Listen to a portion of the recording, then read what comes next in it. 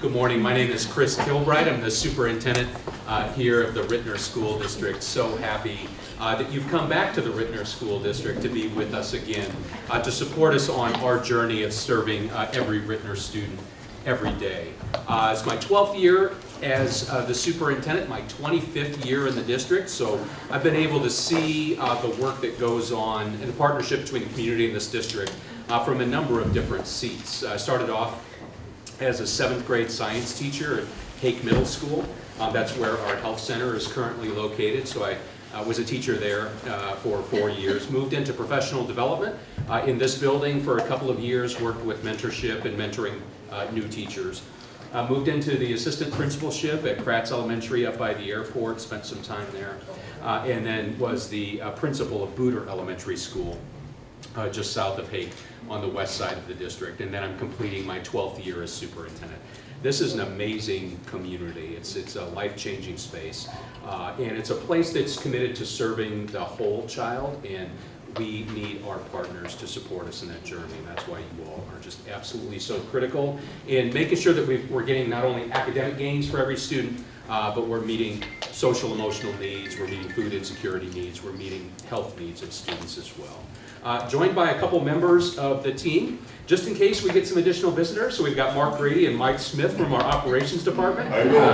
So we're prepared in case we get an even bigger turnout. This is a great turnout, by the way. Julie Hahn, Assistant Superintendent for Data and Student Supports, is here with us.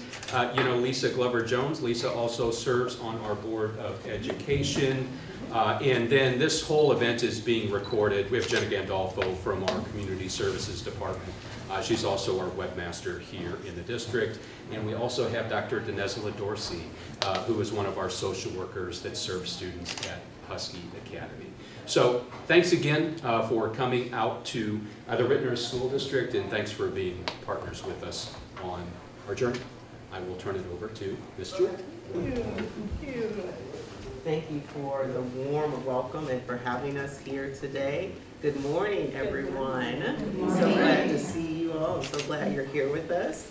My name is Tish Jewell, and I serve as the Vice President of Ambulatory and Clinical Support Services at St. Louis Children's Hospital, and I have the pleasure of working with our various community health initiatives. I have some remarks today that I'm going to share to set the stage for our conversation. Looking forward to hearing from this amazing panel as well today. So I also want to say thank you to our friends at Rittner, because obviously this partnership would not be possible without you. Thank you for hosting us here today. We're very appreciative to be able to come in to the community and share our story. I also want to recognize 2 groups today, because without them, this would not be possible. Our school-based behavioral health program, without them, the school-based behavioral health program would not be possible.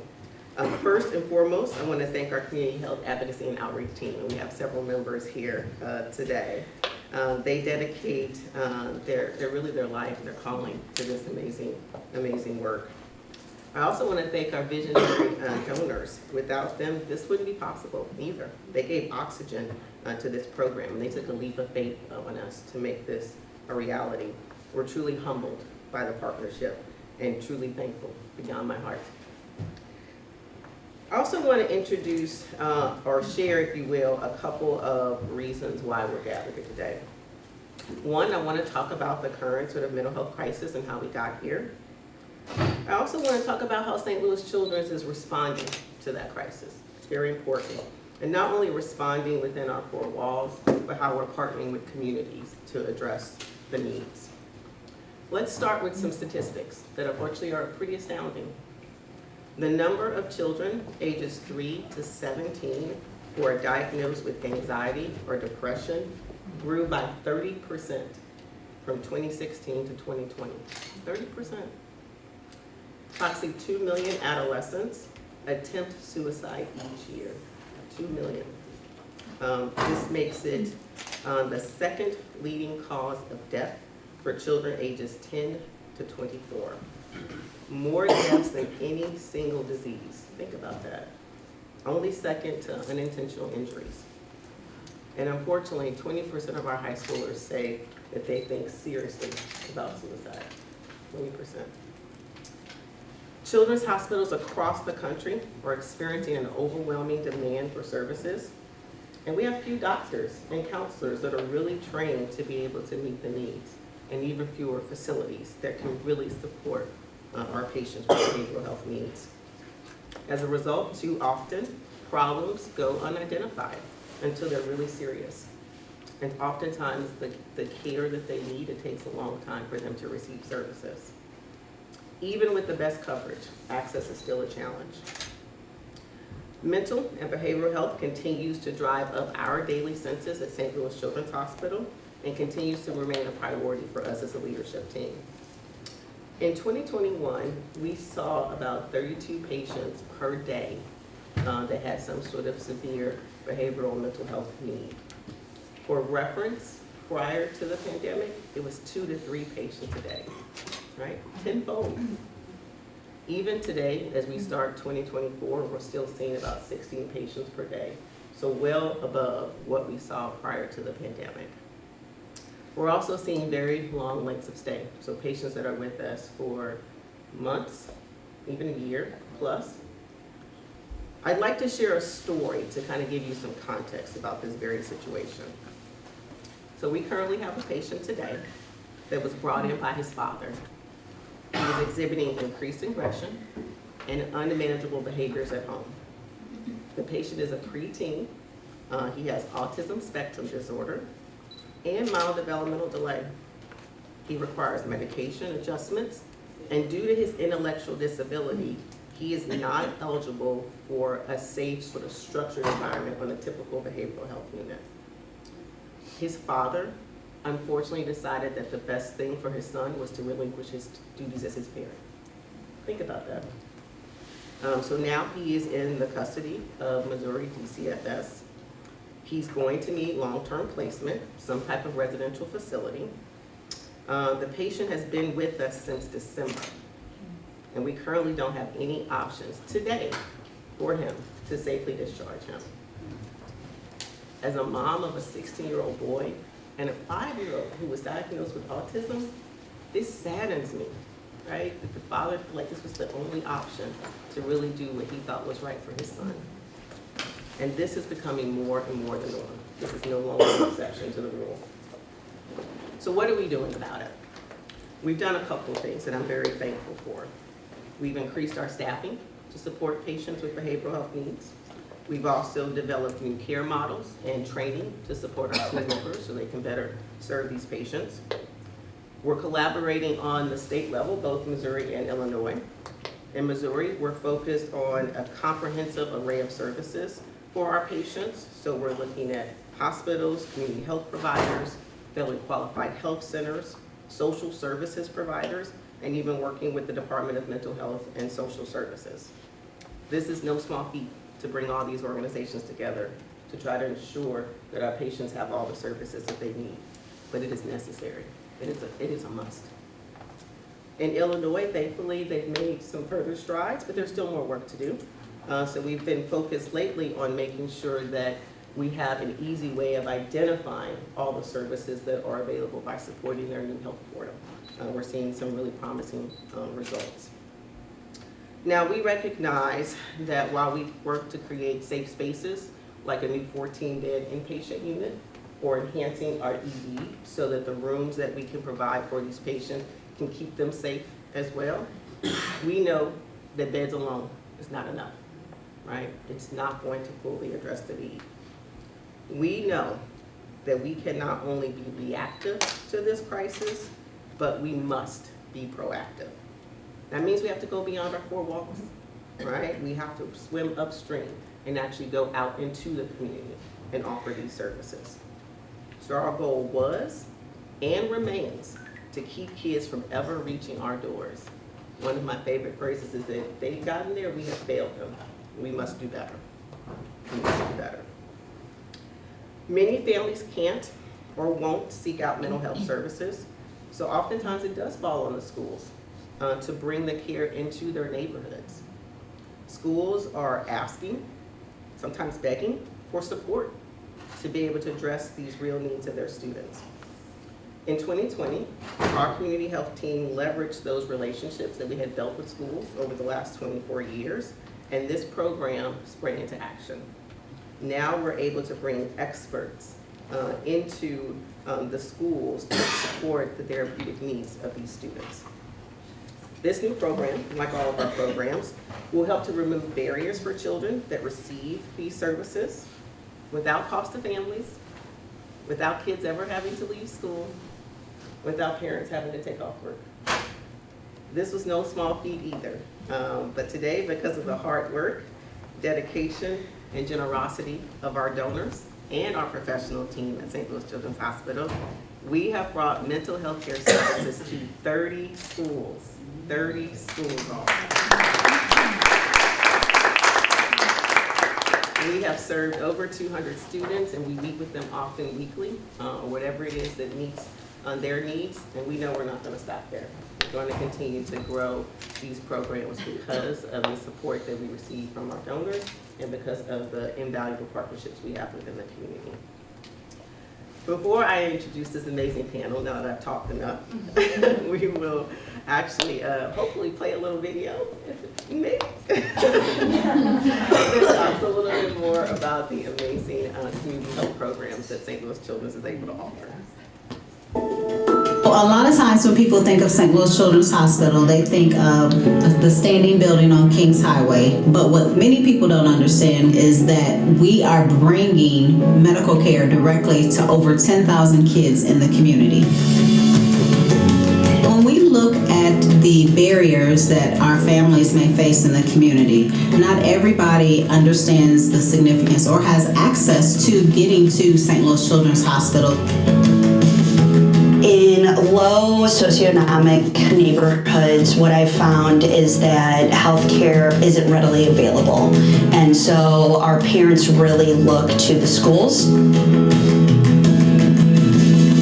The Healthy Kids Express is a pediatric outreach program. We have 4 large mobile RVs. One specifically is a comprehensive dental unit. One is a comprehensive asthma unit. Another one provides preventive screening. And then we are launching a diabetes mobile unit. With those mobile outreach vans, we are basically pulling it up at the school and bring the kids out onto the van to provide those medical care. Kirsten Wilford. I work for St. Louis Children's Hospital. I'm actually a school nurse within Lexington Elementary, so I'm within St. Louis Public School, servicing the children of North St. Louis. Those staff, they're actually staff and employees of St. Louis Children's Hospital who every day they report directly to that school to provide care at the school versus coming to the hospital or getting on the van to provide the care. I wanted to find a role where that I can use my expertise or my degree within nursing and actually serve my community. Kirsten does an excellent job in partnering with the families and really just meeting them where they are. I build relationships with the families, with the students, with the staff, and that's big. In order to provide those services, a lot of these children, they don't have their basic needs met. We are here to provide you with everything that you need. I know within St. Louis Public Schools, they get a very small budget. When I first started, I think each nurse got about $150 every school year to actually spend that money on whatever they wanted in their office besides the basic needs that they would get. But coming from children's, honestly, the resources are endless. You have the opportunity to get the supplies that actually fit the needs of your schools. At Hodgin, our school nurse and behavioral health therapists really communicate with parents and build a partnership to where we help our parents become an advocate for their child and for their own health. It breaks down those barriers of any mental health stigma or any insecurities that they might fear. It's just literally world-class care within the community. We're bringing that St. Louis Children's Hospital care to North St. Louis, to Lexington Elementary, within all of the schools that we service. We typically service about 80 schools per year. In total, we are serving over 14,000 children and youth. We're partnering with the schools to provide an environment where they focus on the whole child and not just on the child's education. if they didn't have St. Louis Children's Hospital, those are needs that would never be fulfilled. Maybe we are the only provider that they're seeing. Maybe they've never seen any other medical provider. We may be that first encounter. So we want to make sure that it's a welcoming, educating, and engaging process. So when the donors give those donations, all of that contributes to that education, the clinical components, and then also providing and connecting families to the necessary resources that they may need. We're literally on the ground within the community, and we're here for you. I think one of the biggest things is within children's is always doing what's right for kids, and this is it.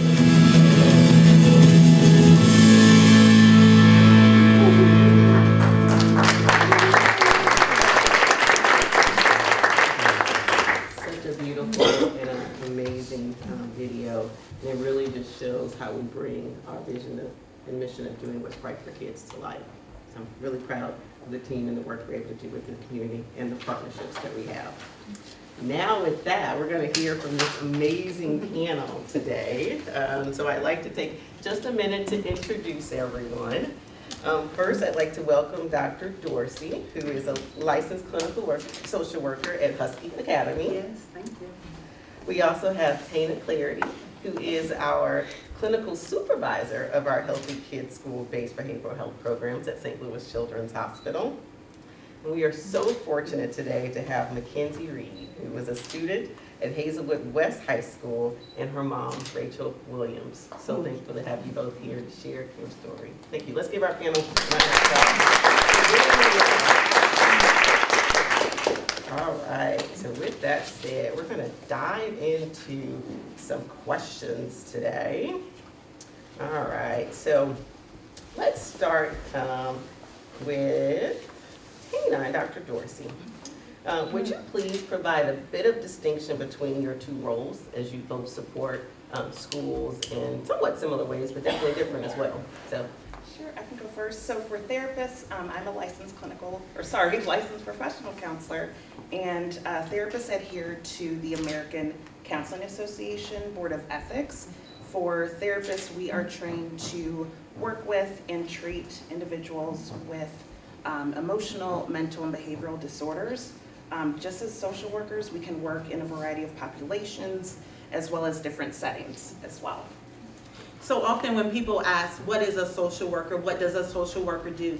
A social worker is a professional that has multi-dimensional aspects of the community. So therefore they can work within the government, they can work within the hospitals, they can work within the schools, they can work within child services. And so as a social worker working within the school, I like to call us the first line of mental health, because we've been trained to identify by using the DSM-4 the same mental disorders or severe persistent mental illness that other therapists have. Also regarding to therapy or therapists, that is actually a cultural term that we've adopted. Therapists can be doctors, psychiatrists, nurses, anyone that sees a student or a person in a controlled clinical setting. And so that is what a therapist is and how we are different. Well, thank you for sharing that. Very powerful. I love the fact too that you all are part of the prevention and early intervention strategies, right? Really trying to help kids before really their conditions or their needs exacerbate. Can you talk a little bit about some of the concerns and mental health needs of your students that you're helping to support? Well, I would like to start back. Since the onset of COVID has actually pulled the Band-Aid off our mental health concerns. What we are seeing in the schools and what we are seeing in the community is that there is a high level of students that have anxiety-based disorder or trauma-related disorders such as PTSD.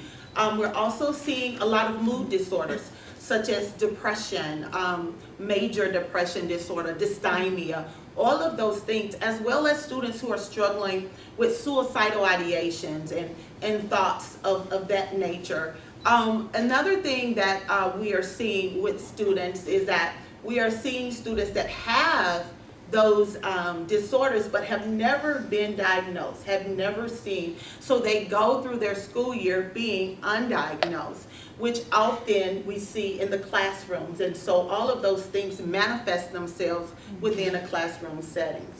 Absolutely. And I think, sure, to add to that, post-pandemic, I think a lot of us saw just developed social skills and emotional regulation skills. And as we all saw, with just the increase of severity and prevalence of mental health challenges, there was a huge disruption in our educational system for children and adolescents. So it's just continuing to increase with the challenges that Dr. Dorsey and I see. Yeah. And as a mom of a teenager, I'm sure social media and the other pressures are not helping, right? And being able to have the right resources to navigate all that is really important. And as you talk about social media, at the rise of 1997, I don't know if some of you guys remember, at the introduction of social media, we saw anxiety go up. We saw anxiety go up in teenagers, both girls and boys, where they began to develop the comparison. And so a lot of anxiety dealing with their inner self, inner critic, how they look based on the likes and based on the things that they are exposed to on social media. Really important point. So tell us a little bit about what therapy looks like, right? How do you provide support to the students in this setting from start to finish, and how do you help support them through their various goals? So typically referrals come through Dr. Dorsey, school social workers, school counselors. Students can also self-refer, and in Mackenzie's case, her mom referred Mackenzie for services. So I got a chance to meet Mackenzie and her mom at a open enrollment at Hazelwood West High School, where we were promoting our services. And so after talking to Rachel, we set up a phone intake, and I just gathered background information on the family, the reason for therapy, and then just started working with Mackenzie in October of 2022. And by the time Mackenzie achieved her goals, it was last summer, so June of 2023. And so right now, Mackenzie and I meet just on an as-needed basis, just to check in with each other. So. I love that. I love the fact that you can get referrals from multiple sources, Yes. including the individual students, right? No barriers, right? Make it easily accessible. All right. So talk a little bit more about maybe sort of the time you spend, Tana, and even Mackenzie, sort of in session. What are some of the things you like to focus on? What are some of the tools you might use to help provide support? Mackenzie, would you like to? I say, can you repeat the question one more time? Yeah, tell me a little bit about what the sessions were like for you, right? What did you find meaningful and valuable? Miss Tana, she's like really nice and understanding, so we really just talk about what's needed, what's going on through the week, what I really need to talk about, what I need help with. I really went to see her for my anger management and stuff like that, so if I was ever feeling like angry or stuff, we would talk about coping mechanisms and stuff like that, so she really just helped me through that journey. Yeah, thank you for sharing. What about you, Tana? What was that experience like for you? So I will add, when I first met Mackenzie and her mom, there was definitely some resistance to therapy, which is not uncommon,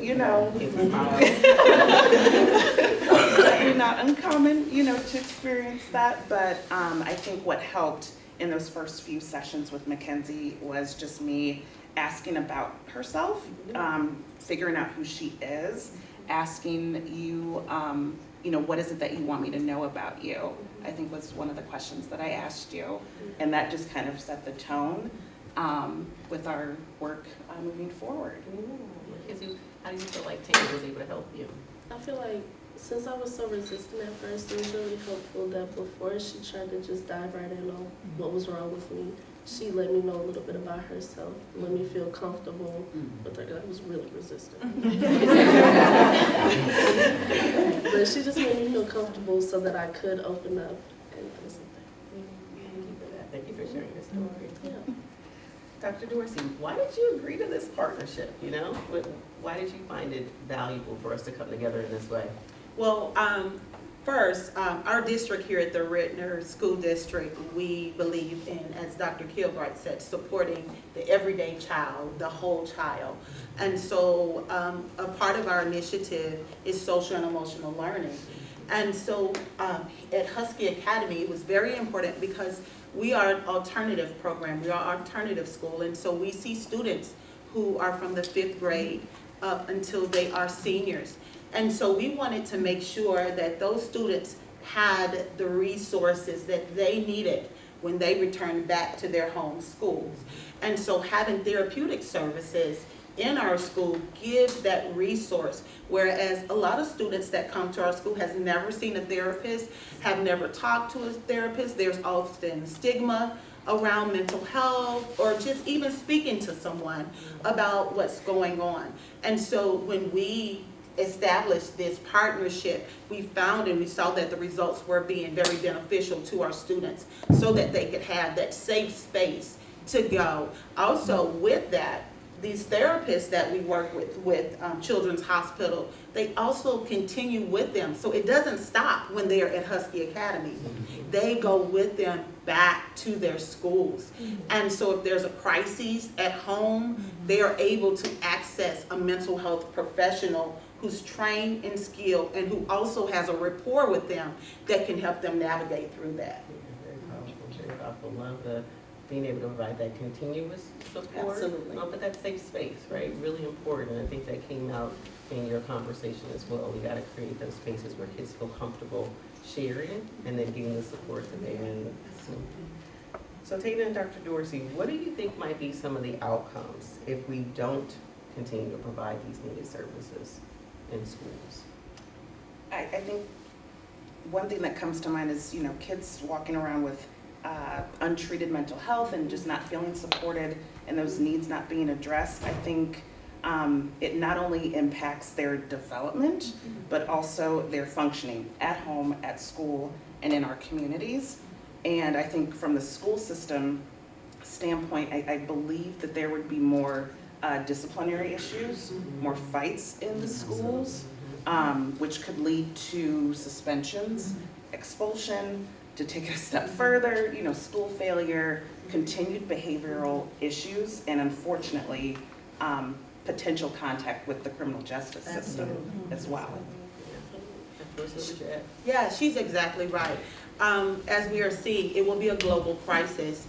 One of the things that we will also see I don't know if any of you remember, but when the mental hospitals began to close, a lot of people were on the street. And when they were on the street, we saw a rise in crime and criminalization.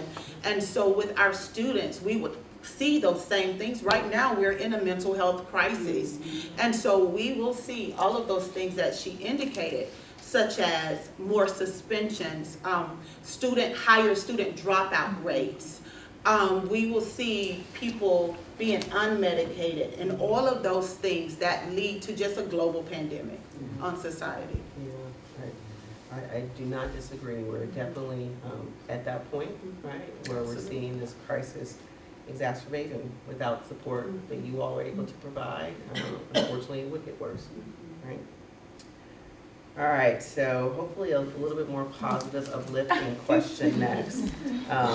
If sky was the limit, what else could we do to better address mental health in schools?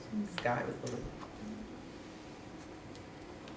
If the sky was the limit, and I've said this before, if the sky was the limit, we would have a interdisciplinary factor in the schools, meaning that we will have nurses within the schools, we will have doctors within the schools, we will have access to clothing, food, instead of going to a food bank, having all of those systems within the school setting where you can go from a building to get those resources.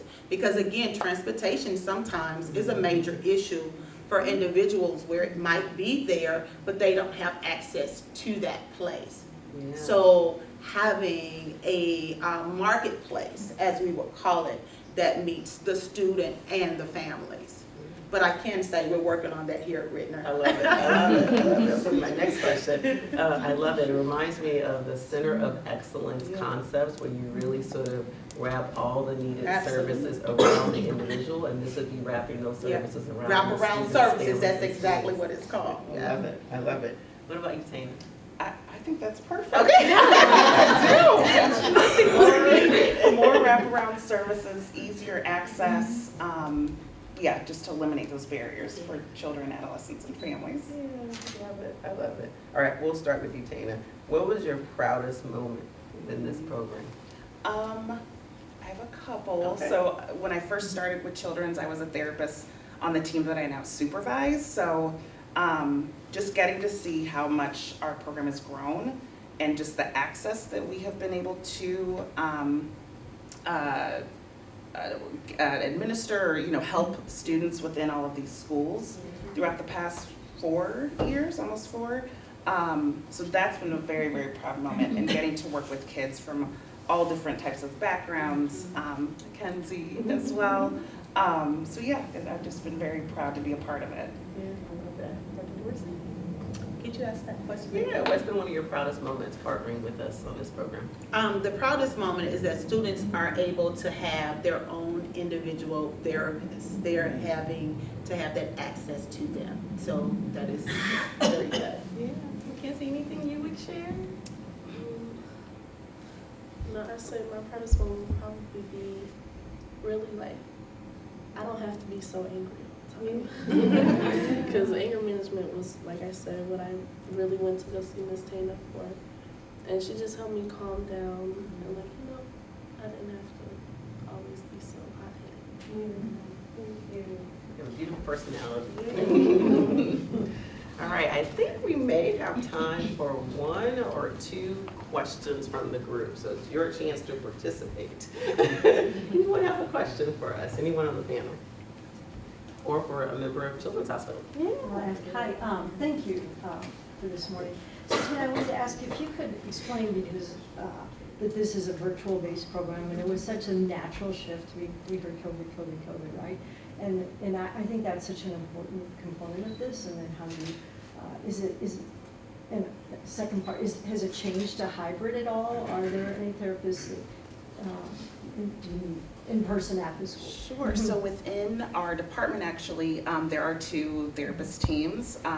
So I also am interim supervisor for our embedded therapist team. So for the virtual therapists, it's strictly virtual. And for the embedded therapist team, they are in the schools providing therapy services to students.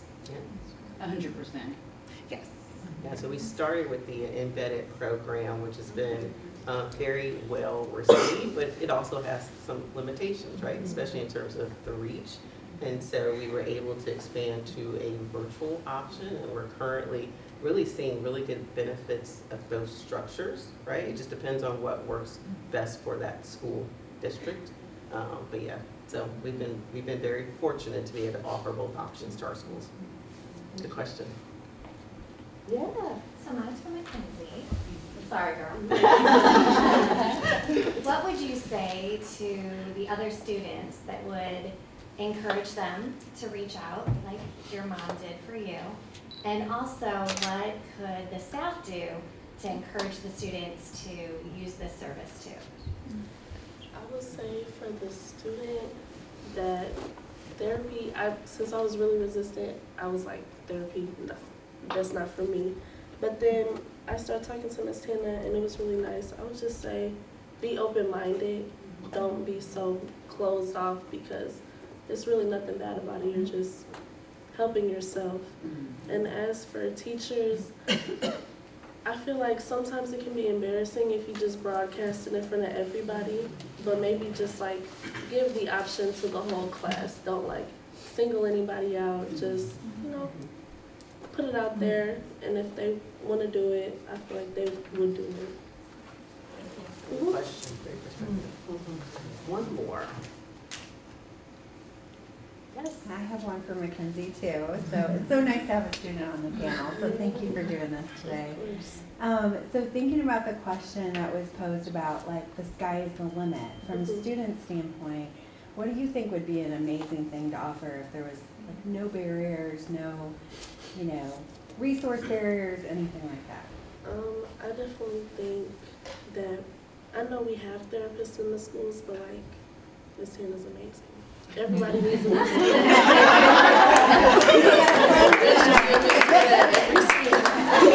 We're gonna start our cloning program. But I definitely think that there should be like, I don't know, I feel like adults can sometimes think that what children see as problems aren't really problems. And I feel like if we have more people that, open up and like just with the open mind as well, with adults as open minds, I just feel like it would be easier to talk with adults like that.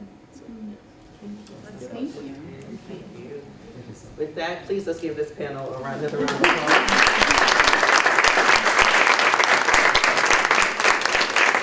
Such amazing work by amazing individuals, and so appreciative of Mackenzie and her mom for sharing their story. With that, I believe I'm going to turn it over to Margot, who has a few words for us before we wrap up today. Thank you, everyone. Well, thank you, as Tish just echoed, thank you so much to the panel for providing such an insider perspective on how our school-based programs make an impact and truly how they're thriving in the community. My name is Stephanie Hoppe. I'm a director at St. Louis Children's Hospital Foundation and one of the partners who gets the incredible honor of working with our community health team. I was truly inspired listening today to the testimonies, the stories, and Mackenzie, I especially want to thank you because I know how hard it is to kind of be vulnerable in front of a large group of people that you don't know. So thank you for being here. Thank you to Rachel, Mackenzie's mom, for being here to support her because we know that without that family support, things like this wouldn't happen, and we know not all students have that. So thank you all for being here. We know this work is extraordinarily important and it would not happen without you, but we also know the work doesn't stop here. St. Louis Children's Hospital is not slowing down and we will continue to increase the number of students we work with. But more importantly, we're committed to sustaining this program and growing strategically for ongoing impacts. We won't stop delivering on our promise, and we anticipate the need for delivering therapy services will be more than over $1 million annually by next year. And our closest friends and community partners are really the ones who made this vision a reality, and it's those community partners who will continue to make this possible. At this time, I would like to introduce you to one of those community partners who stepped up early and boldly with a lead gift, allowing our team to launch the school-based behavioral health program, specifically on the virtual side. So please join me in welcoming Ray Yancey, the Executive Director of the Dana Brown Charitable Trust.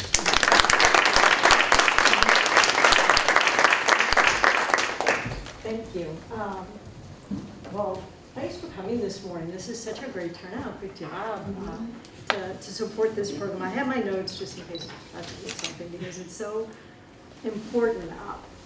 First, I'm Ray Yancey, Executive Director, but I've only been the Executive Director for 18 months, so I really can't take credit for how we started with this program. I'm the second Executive Director. The very first one, his name is the late Daniel Watt, and he was amazing. And he, along with the Dana Brown Charitable Trust Committee, awarded this grant in the fall of 2021. And yes, we were early adopters. There's no doubt about it. It was a big gift for us, for Dana Brown. It was a multi-year gift, so that we made a commitment to tie up a percentage of our allocation to the community to this group because we so firmly believed in it. And when I say that, Dan Watt was very passionate about this program because as we heard, the pandemic, COVID, because of his belief that children, students' mental health was so impacted by the isolation and the shutdown across the country, and especially we always bring things back in Dana Brown to our community. This is our home in St. Louis, that he pushed very hard for this grant. And it was his very last grant cycle before he retired, and he was we lost him tragically and suddenly. He was supposed to be here with me. It would be such an honor if he was here and could hear this and hear what the program has done. And it wasn't hard for him to do because I'm sure that what drove him, what pushed him to make this kind of gift, which was a little out of character for how we allocate, is that he, the strong community partner, he believed in it. He knew that St. Louis Children's Hospital would deliver on this project. He knew the approach, and he knew the expertise that they would bring. So it was an easy jump for him, but it was still a jump, right? For me, in 18 months and in the seat, and I had a lot of opinions and thought I knew a lot about what we were doing and how we were doing it. But this type of meeting and what hearing from it, thank you, Mackenzie. And just the panel, thank you for being here and being so vulnerable. It was amazing. I'm a bit of a nerd. We heard a lot of numbers today. I love the numbers. I love the story they tell us because it does tell us a picture if you just tease out those figures.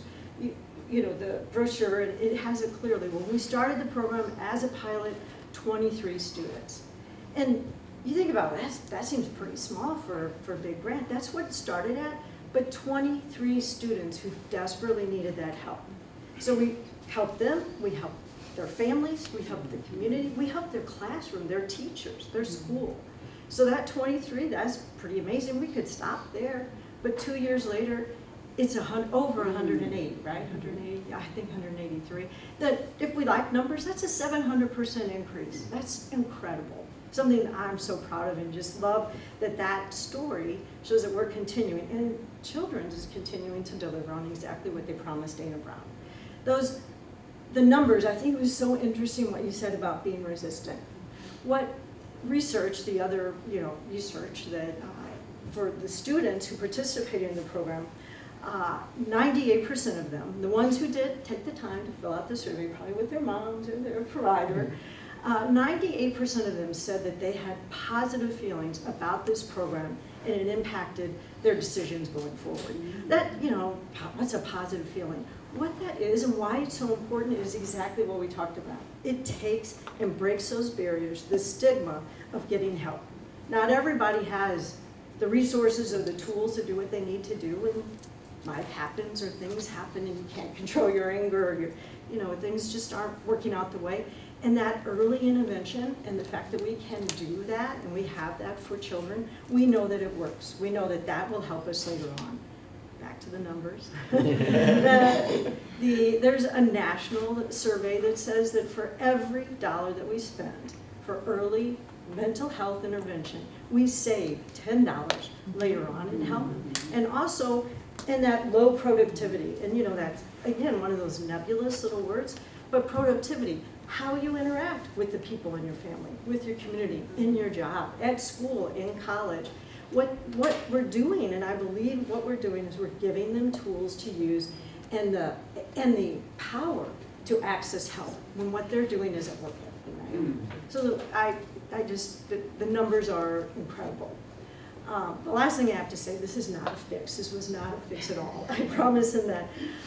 When I got the invite to this event, I'm like, well, yes, I'm going. This is Rittner. This is my home. This is like coming home for me. I grew up not far from here. Had a very large, fragmented, very fragile family system, and there were many of I had a lot of wraparound services. My whole family did, and what that meant is that for me to be standing here today is that many of the organizations that Dana Brown funds for children and financially disadvantaged children are the programs that I had to benefit. They were part of my life. So that was important, and it did impact my decision making, my goals, my anger, and what that resulted in. I was the very first girl, woman, child to graduate from high school, female to graduate from high school. Then you can just imagine I'm the very first person to graduate from college, and that impact. But that didn't happen because I was so smart. It happened because I had a great team that helped me. And then I had great teachers, I had great mentors, I had great coaches. And that is here, Rittner. I graduated from Rittner. I'm a Husky forever. Class of 78. So that was, again, not a fix. When Margot called, I'm like, and I told you, Mackenzie, we all get nervous up here, right? But this was an important message. So thank you for being here. Thank you for Dana Brown is very proud, Charitable Trust is very proud of this grant. It's a great grant, it's a perfect grant for us. I like to think that it's what Dana Brown envisioned. You know, he created the trust over 30 years ago before he passed. And his goal, what he wanted to do is create legacy so that we could allocate funds to organizations that would help children lead more productive, successful, healthier lives. And I just know that he's smiling now. So thanks for coming and celebrating. Thanks for allowing me to.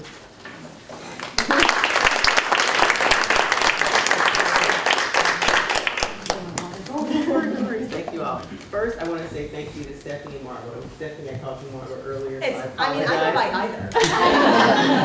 But this dynamic duo is really who made this today possible. So please, let's give a round of applause. Some of our biggest supporters when it comes to our community health program, and I'm very thankful to be able to partner with both of you all. I also want to again thank our panel, thank Mackenzie, thank her mom for coming and sharing your story today, and thank you all for coming to hear about the amazing work that we're trying to do in the community. I look forward to hopefully partnering with many of you too, as well. And before we close, we have a little something special Sure. for our friends. I didn't know about this part. Yeah, that's okay, sorry. So yeah, actually, Ray, if you want to come back up here, and Kim, if you'd like to join her. So Kim Bowie is joining Ray Yancey. She is a new member of the Dana Brown Charitable Trust Grant Review Committee. So if Margot wants to come up here. So really on behalf of St. Louis Children's Hospital, the school-based behavioral health team, and students like Mackenzie and parents like Rachel, we just want to say thank you and recognize Dana Brown Charitable Trust with this award.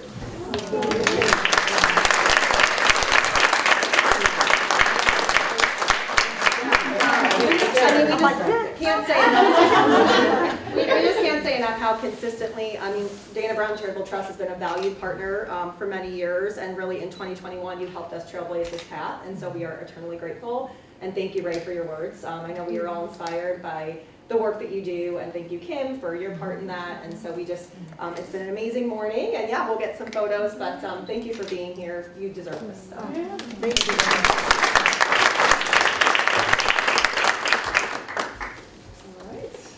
And with that, all right. Now, thank you all for coming. I look forward to partnering with many of you in the community, and just thank you for letting us tell our story. Thank you all.